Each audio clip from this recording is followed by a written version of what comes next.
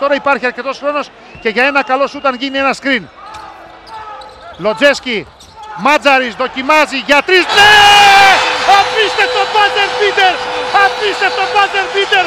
Υψωμένες πρωτιές από τον Γιώργο Μπαρτζόκα και τους παίκτες του Ολυμπιακού. Μια φοβερή νίκη, μια θρυλική νίκη στο στάδιο Ειρήνης και Φιλίας. Λες και πήραν το πρωτάθλημα Ευρώπης. Κοιτάξτε τι κάνουν. Κοιτάξτε τους παίκτες του Ολυμπιακού, τους οπαδούς, τους κερκίδες.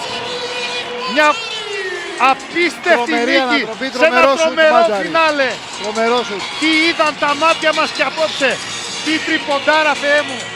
Σε ένα μάτς που ο Ολυμπιακός έπαιξε πολλές φορές με τη φωτιά.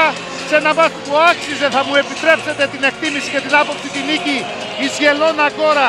Γιατί ήταν για κάτι παραπάνω από 35 λεπτά καλύτερη του Ολυμπιακού.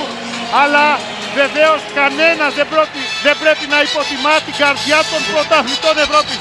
Και εδώ το μοναδικό buzzer beater που θα είναι η φάση σίγουρα αυτής της εβδομάδας για την Ευρωλίγκα. Βαγγέλης Μάτζαρης υπογράφει το μάτς. Λοτζέσκι δεν βρίσκει πάσα κάτω από το καλάθι, βρίσκει όμως το Μάτζαρη. Και αυτός με στου 3 πόντων γράφει το καλύτερο φινάλε σε μια φωτική βραδιά, σε μια άσχημη βραδιά για τον Ολυμπιακό.